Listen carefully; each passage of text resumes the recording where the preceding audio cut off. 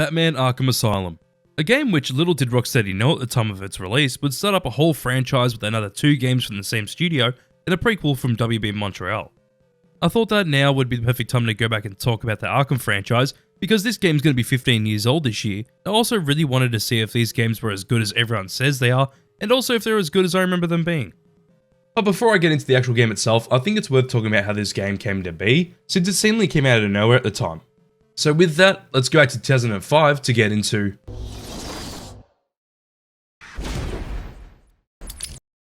the history of this Batman game. I think it's worth talking about another Batman game which actually came out in 2005, and that was the game for Batman Begins.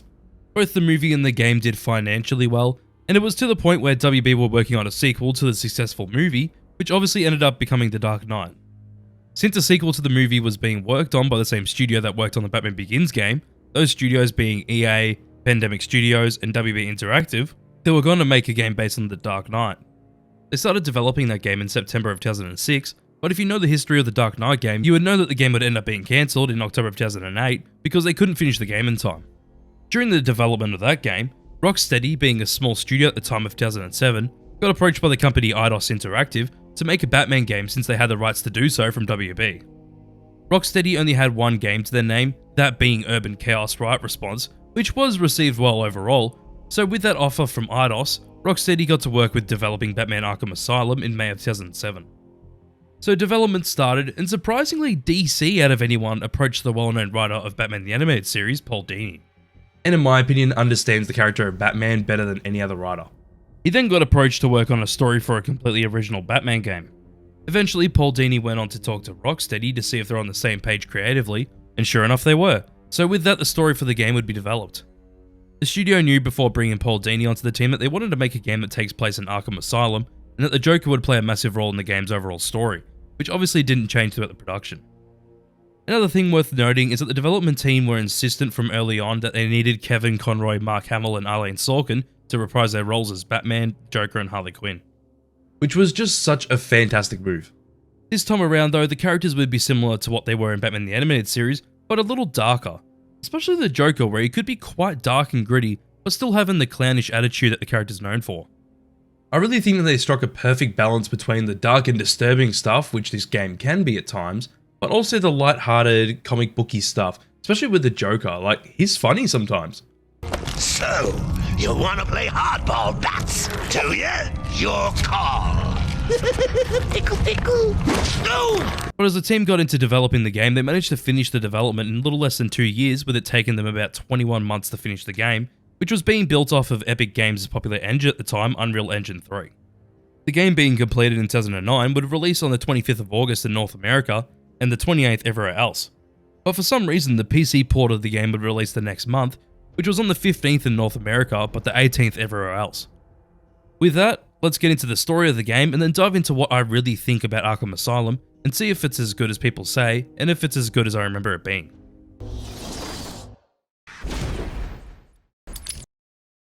Alright, so since this game takes place in Arkham Asylum, what actually happens in the game?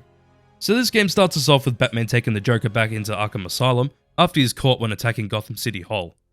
When getting to Arkham, we find out that the asylum's also housing prisoners from Blackgate Prison after a fire broke out, which actually helps the Joker, since most of his men are now in Arkham instead of Blackgate. We find out pretty quickly into the game that the Joker let Batman hand him into Arkham because he has a plan to take over the asylum by taking control of the security and kidnapping Commissioner Gordon with the help of a corrupt guard named Frank Bowles. He doesn't really have that much of a role in the story besides from kidnapping Commissioner Gordon, because after that, he just gets killed off. We find out whilst the Joker's doing that he apparently planted bombs around Gotham City, and if anyone tries to enter Arkham, he'll set off the explosives. As Batman finds out the Joker's plan, and after an awesome run-in with the Scarecrow, we also find out that a doctor in the asylum named Penelope Young has been developing a new type of venom known as Titan. Batman sees this firsthand as Bane gets injected with the drug and has to face off against him, where we also find out that Dr. Young was actually working with the Joker under a different alias. Dr. Young didn't know that it was the Joker funding her research because of the different alias that he used. By the time she realized that it was the Joker, she tried to give him his money back and stop her research, since the Joker wants to use the Titan serum to create an army of Titan henchmen. The Joker set up this plan at Arkham to try and get the formula off of Dr. Young, where Batman finds it and destroys it. When Batman destroys the formula, he manages to save Dr. Young from Victor Zsasz, but unlucky for her, she dies from a bomb that the Joker set up when she's trying to open a safe, as the Joker gets the completed samples of Titan.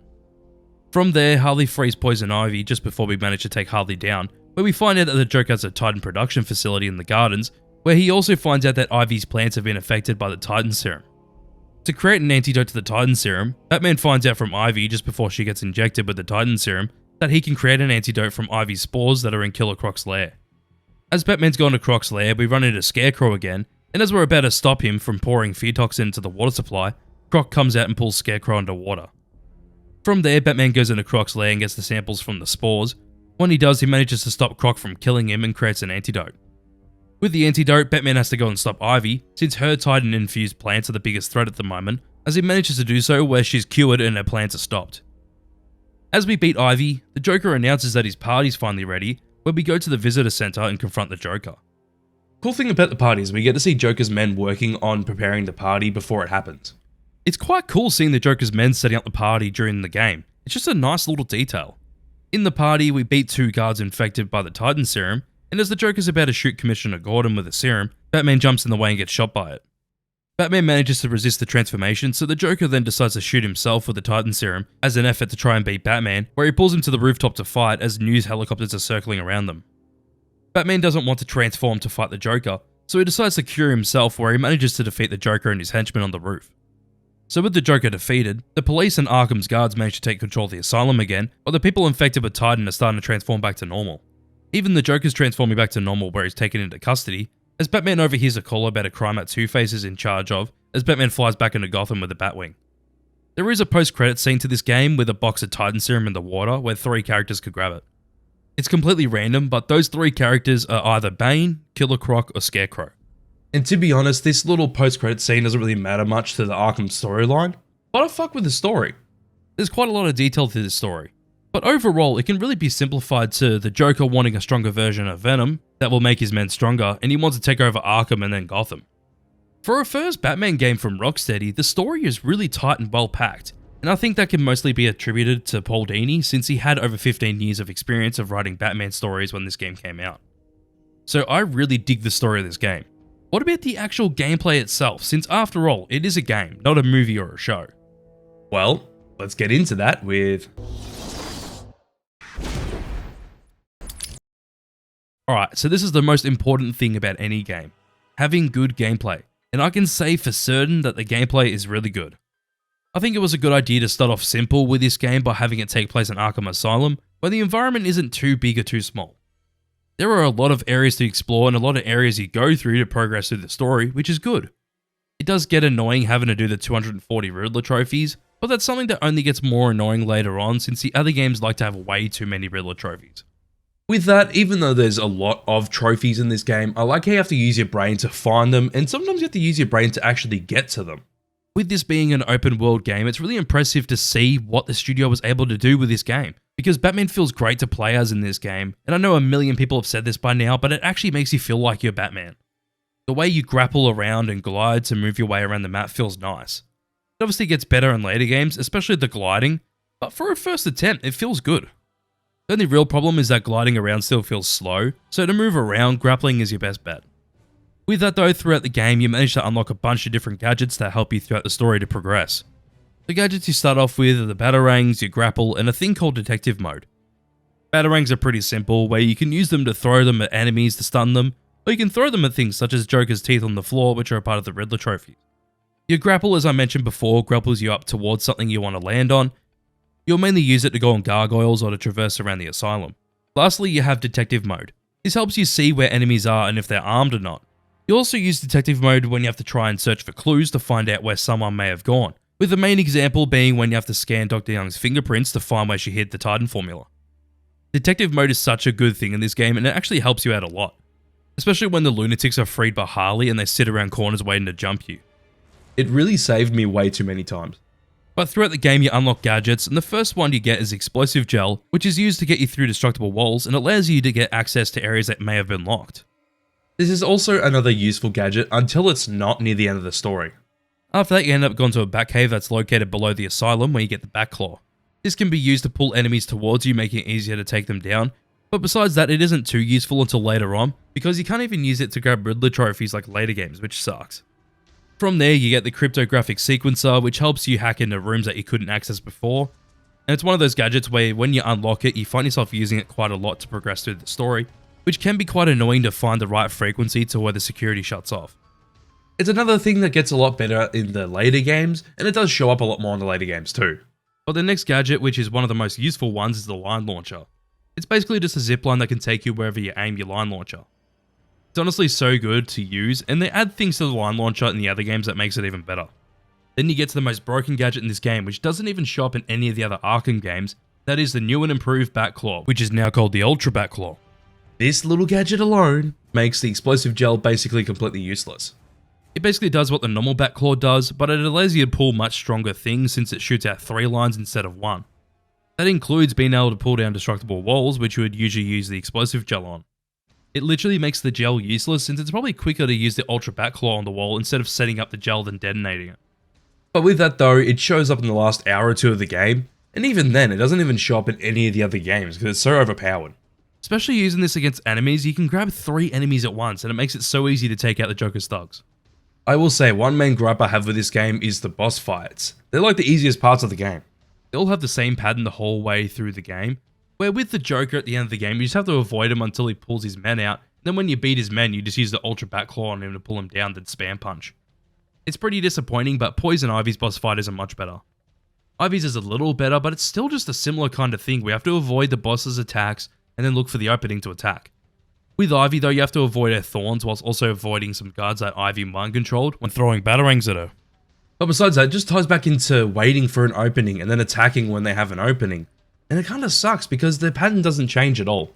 It stays the same throughout the boss fight, but hey, at least it isn't Harley Quinn's boss fight, if you were to even call it that, since you just fight goons until you get a cutscene where Batman just throws Harley to the wayside. Even though the boss fights are weak in this game, I really like how the normal fights develop throughout the game.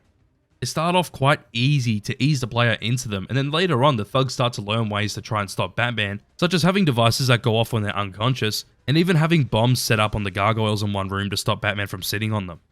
I also noticed that the AI of the thugs gets smarter throughout the game, where they actually start to stick together in groups so it's harder to pick them off one by one. They start to learn by staying together in groups, where it would be harder for Batman to sneak up and take them out, which actually gives you a bit of challenge trying to separate them all. It's actually quite fun because you have to think about how to take the Joker's goons out. I just wish that the boss fights were like that, where the villains could adapt to your behaviour, then you have to find another way to beat them. There is one last thing that I'm not the biggest fan of, and that's not having any side quests in the main story.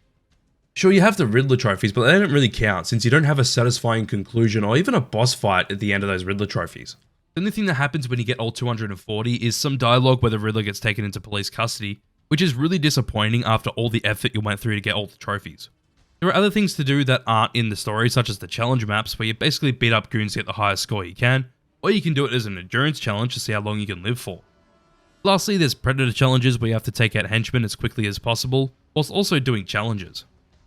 I like the challenges that this game gives you, but the main complaint is trying to figure out exactly what to do to get the 3 bats and predator challenges. They all have certain names for each bat of the 3 challenges you have to do, but they don't have a description for them. It sucks because there's one called Mind Your Head. So with a name like that, I'd think, okay, I have to take someone out from above, if that's either an inverted takedown or using explosive gel. But nope. Apparently to get this, you have to hit someone with a batarang and then do a ground takedown, which isn't what I thought it would be at all. Besides things like that, the challenge maps are fun because they're areas of the map where you can just take out thugs. But if you want 100% the game, you have to obviously beat the main story, collect every Riddler trophy, and then get 3 bats on every challenge map. It honestly isn't too hard to 100% this game, and I've done it in the past, but it's just time consuming. But since I've gone in depth about the things I like and don't like with this gameplay, let's get into... Let me just come straight out and say yes, this game is definitely good. Even with my nostalgia goggles off for this game, it's still really damn good. Obviously, other entries in the franchise improve on things that I don't like so much about this game, such as your gadgets, traversal, and especially the boss fights, but it's still a great game to play through. It isn't a super long game to play, but that's fine. Usual playthroughs of the story take me about 4 to 5 hours, which isn't that bad for a 2009 game. There are still other things to do with the game, as I mentioned earlier, the Riddler trophies and the challenge maps. But the good definitely outweighs the bad here, because the presentation alone is impressive since it looks like the perfect blend of realism, the gothic aesthetic that became popular with the Tim Burton movies, and the comic book stuff.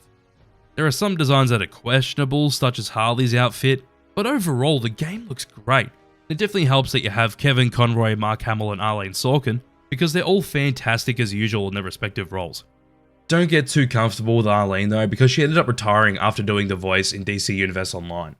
It's really unfortunate because if you ask me, she is the best Harley Quinn. Anywho, the gameplay is just really fun in this game, and the story is really well done, which as I said earlier, it can be attributed to Paul Dini since he's fantastic.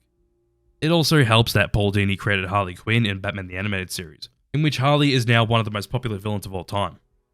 With that, this game obviously did well both critically and financially, and is loved by fans and critics alike for its well done approach on Batman and his rogues gallery, and for the gameplay being very enjoyable. Because of the positive reception, Rocksteady got hard to work on the next installation of the Arkham franchise. Which, funny enough, the sequel started development in February of 2009, a good 6 months before Arkham Asylum even came out. Funny enough with that, in Arkham Asylum there was an Easter egg hinting towards the sequel taking place in Arkham City. You could get to it in Quincy Sharp's office, where you put up 3 explosive gel shots on this wall and blow it up, which isn't visible in detective mode. When in the room, you can see on the right wall that there's blueprints for a city which would house all of Arkham's inmates, and funny enough about this Easter egg, no one found it until a developer came out and told everyone this secret when Arkham City came out. But with that, we're finished with Arkham Asylum, and yes, it definitely holds up, even 15 years after its release. The game's great. It's as good as I remember it being, with some things being worse than I remember them being, but honestly there's some other things that I think are actually better than what I remember them being, which definitely balances it out for me. Anyways, if you enjoyed this video, you know what to do. Give it a like, subscribe if you enjoy my content, and also comment your thoughts down below about what you think about Arkham Asylum. I'm interested to hear your opinions. With that though, let's get into the shoutouts. Massive thanks to Ash Crimson and Brady for supporting my channel license tier. And lastly, massive thanks to Victoria Huntley and SamM1994 for supporting my Big Boss tier. If you want to find out how you can get your name at the end of my videos, click the little Patreon logo on screen at the moment, or click the little join button next to the subscribe button. Anyways, I shall see you on the next video.